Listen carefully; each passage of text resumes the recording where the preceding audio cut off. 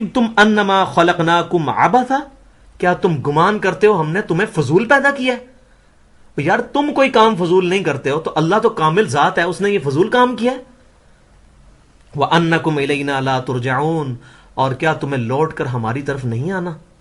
مراد یہ ہے کہ بچوں تیار ہو جاؤ، تمہیں کسی مقصد کے لیے پیدا کیا گیا اور تم نے ہمارے پاس آنا ہے، پھر ہم تم سے حساب لیں گے۔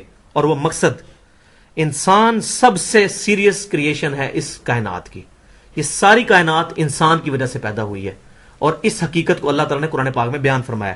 سورہ ہود کی آیت نمبر 7 میں فرمایا، بسم اللہ الرحمن الرحیم، وَهُوَ الَّذِي خَلَقَ السَّمَاوَاتِ وَالْأَرْضَ فِي سِتَّةِ أَيَّامٍ، وہی ہے اللہ جس نے آسمان و زمین کو 6 دنوں میں پیدا کیا۔ وَكَانَ عَرْشُهُ عَلَى الْمَاءِ، اس وقت اس کا عرش پانی پر تھا۔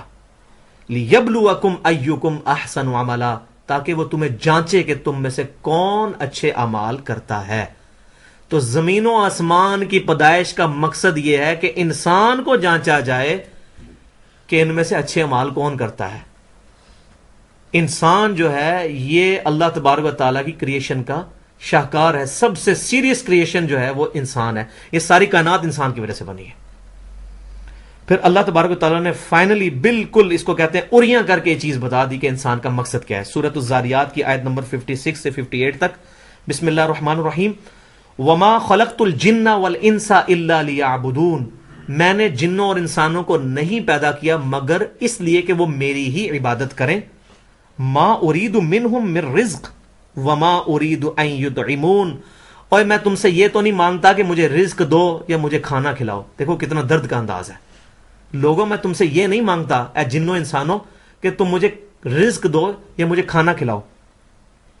ان اللہ هو الرزاق ذو القوۃ المتین، بے شک اللہ تعالیٰ تمہیں بھی رزق دیتا ہے اور وہ زوراور ہے، زبردست ہے۔ تو کتنے جس کو کہتے ہیں نا کہ بچوں کے لیول کی ایگزامپل دی ہے، میں تم سے روٹی نہیں مانگتا کہ مجھے روٹی دو، یار میرا یہ ایک مقصد پورا کرو اور تمہارا ہی بھلا ہے اس کے اندر کہ تم میری عبادت کرو۔ اب اس عبادت کا پیٹرن بھی کوئی ہونا چاہیے، ہر بندہ اپنے طریقے سے عبادت شروع کر دے تو کوئی اس میں یونٹی نہیں آ سکتی، اور ہو سکتا ہے ہم عبادت کے ایسے طریقے اڈاپٹ کر لیں جو اللہ کو پسند نہ ہو۔ تو عبادت کے لیے اللہ تعالیٰ نے کائنات میں نمونہ بنا کر بھیجا انبیاء کرام علیہ السلام کو، الحمدللہ۔ اور یہ سلسلہ نبوت بالآخر امام اعظم، امام کائنات، سید الاولین والآخرین، سید الانبیاء والمرسلین، سیدنا محمد الرسول اللہ صلی اللہ علیہ وسلم پر مکمل ہوا، اور اللہ تعالیٰ نے ہدایت، کامل ہدایت کے ساتھ نبی صلی اللہ علیہ وسلم کو مبعوث فرمایا۔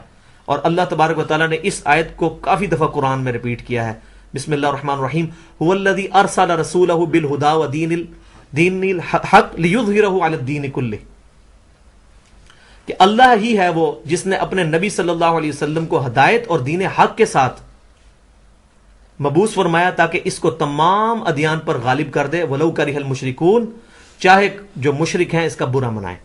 الحمدللہ امام اعظم سیدنا امام محمد رسول اللہ صلی اللہ علیہ وسلم کو اللہ تعالیٰ نے کائنات کے لوگوں کے لیے آئیڈیل بنایا۔ چنانچہ سورۃ الاحزاب کی 21 نمبر آیت میں اللہ تبارک و تعالیٰ ارشاد فرماتا ہے، بسم اللہ الرحمن الرحیم، لقد کان لکم فی رسول اللہ اسوۃ حسنہ، صرف رسول اللہ صلی اللہ علیہ وسلم کی زندگی میں بلا تحقیق بلا شبہ تمہارے لیے بہترین نمونہ ہے۔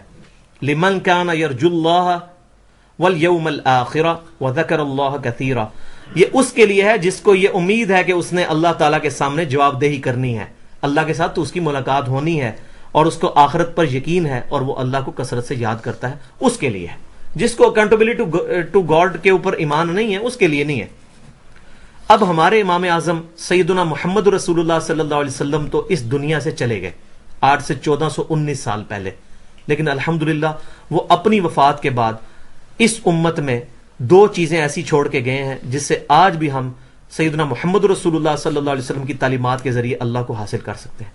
چنانچہ ہمارے شفیق نبی صلی اللہ علیہ وسلم نے، جو مومنوں کے لیے حریص علیکم بالمؤمنین رؤوف الرحیم ہے، آپ صلی اللہ علیہ وسلم کی صحیح حدیث ہے الموطا امام مالک کے کتاب القدر چیپٹر میں، اور المستدرک للحاکم میں سیدنا ابو ہریرہ رضی اللہ تعالیٰ عنہ سے کہ اللہ کے نبی صلی اللہ علیہ وسلم نے فرمایا کہ میں اپنے بعد تم میں 2 چیزیں ایسی چھوڑ کے جا رہا ہوں، ان کو مضبوطی سے پکڑ لینا، تم کبھی گمراہ نہیں ہوگے، گارنٹی ہے۔ ایک قرآن اور دوسری میری سنت، اور سنت وہ جو صحیح حدیث سے ڈرائیو ہو. تواتر تب مانیں گے جب صحیح حدیث سے سپورٹیو ہو، صحیح احادیث سے، صرف حدیث سے نہیں. الحمدللہ اس پہ میں نے پورا سا ایک لادہ سے لیکچر کیا ہے، اسلام کی ڈکشنری، تقریباً 1.25 گھنٹے کا، اس میں میں نے یہ ساری چیزیں بریف کی ہیں. تو نبی صلی اللہ علیہ وسلم نے اپنی وفات کے بعد اپنی امت کو کسی شخصیت کے حوالے نہیں کیا. آج جو ہم شخصیتیں پکڑ کے بیٹھے ہوئے ہیں، ہم فلاں امام کے ماننے والے ہیں، ہم فلاں امام کے ماننے والے ہیں، ہم فلاں امام صرف ایک، لا الہ الا اللہ، عبادت صرف ایک اللہ کی، محمد رسول اللہ صلی اللہ علیہ وسلم. محمد صلی اللہ علیہ وسلم ہمارے آئیڈیل، وہ ہمارے امام. اس کے بعد ہم کسی کو اپنا امام مطلق نہیں مانتے. محمد صلی اللہ علیہ وسلم کی بات جو ہم تک پہنچائے گا وہ ہمارے سر کا تاج ہے. محدثین کو جو ہم کہتے ہیں امام بخاری، امام مسلم، اس لیے کہ انہوں نے ہمارے نبی کی بات ہم تک پہنچائی ہے، اپنی ان کی کوئی نہیں ہے. تو ہمارے امام اعظم ہے سیدنا محمد رسول اللہ صلی اللہ علیہ وآلہ وسلم. انہوں نے اپنی وفات کے بعد ہمیں وحی کے حوالے کیا ہے، قرآن اور سنت کے، شخصیات کے حوالے نہیں کیا. کیوں؟ اگر ہمیں سیدنا ابوبکر صدیق کے حوالے کرتے 2 سال بعد وہ فوت ہو گئے، سیدنا عمر کے حوالے کرتے 13 سال کے بعد وہ فوت ہو گئے، سیدنا عثمان کے حوالے کرتے 24 سال کے بعد، 25 سال کے بعد وہ فوت ہو گئے، سیدنا علی کے حوالے کرتے تو 30 سال کے بعد وہ بھی فوت ہو گئے. تو اس وقت تو کوئی صحابی نہیں ہے، آخری صحابی 110 ہجری میں فوت ہو گئے. تو اب ہمارے پاس وہی قرآن ہے جو سیدنا ابوبکر صدیق سنتے تھے تو ان کی آنکھوں سے آنسو جاری ہوتے تھے، جس کو سن کے عیسائیوں نے اسلام قبول کیا، یہودیوں نے کیا. آج بھی الحمدللہ قرآن کا معجزہ سامنے ہے کہ قرآن پاک خود اس دین کی حفاظت کر رہا ہے. اس کے ذریعے اللہ تبارک و تعالیٰ نے پوری دنیا میں اسلام کو پھیلایا. اللہ سے دعا ہے کہ جو کچھ میں نے بیان کیا اس میں کوئی غلطی کوتاہی ہے تو آپ کے ذہنوں سے محو کر دے، اور جو میں نے حق بیان کیا اس کو یاد رکھ کے دوسرے بھائیوں تک پہنچانے کی توفیق عطا فرمائے.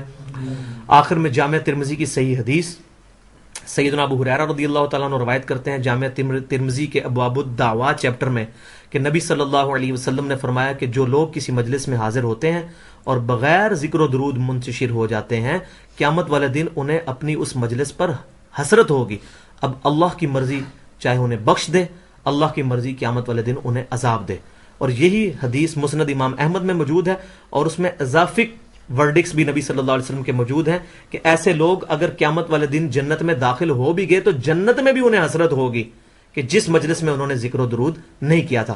تو ہم ہر مجلس کے اینڈ پہ ذکر و درود کرتے ہیں، اور وہ سب سے بیسٹ ذکر جو صحیح بخاری، صحیح مسلم اور پوری صحیح ستہ میں موجود ہے. سیدنا عبداللہ بن مسعود رضی اللہ تعالیٰ عنہ کہتے ہیں کہ اللہ کے نبی صلی اللہ علیہ وسلم یہ ذکر ہمیں اس طرح سکھایا کرتے تھے جیسے قرآن کی آیات، اور اللہ کے نبی صلی اللہ علیہ وسلم نے مجھے یہ ذکر اس طرح سکھایا کہ آپ صلی اللہ علیہ وسلم کے دونوں ہاتھوں کے درمیان میرا ہاتھ تھا. تو وہ ہم ذکر کر لیتے ہیں. بسم اللہ الرحمن الرحیم. التحیات للہ والصلوات والطیبات. السلام علیکہ ایھا النبی ورحمۃ اللہ وبرکاتہ. السلام علینا وعلی عباد اللہ الصالحین. اشہد ان لا الہ الا اللہ واشہد ان محمدا عبدہ ورسولہ. اللهم صل على محمد وعلى آل محمد كما صليت على إبراهيم وعلى آل إبراهيم إنك حميد مجيد. اللهم بارك على محمد وعلى آل محمد كما باركت على إبراهيم وعلى آل إبراهيم إنك حميد مجيد. اور آخر میں ہم وہی دعا کرتے ہیں جو اصحاب کہف نے کی تھی، جو صحابی بھی نہیں تھے، تابعین میں سے تھے سیدنا عیسیٰ علیہ السلام کے، لیکن اللہ تعالیٰ نے قرآن میں ان کا ذکر کیا اور ان کو ہدایت تک پہنچایا کہ ربنا آتنا من لدنک رحمہ وہیئ لنا من امرنا رشدا.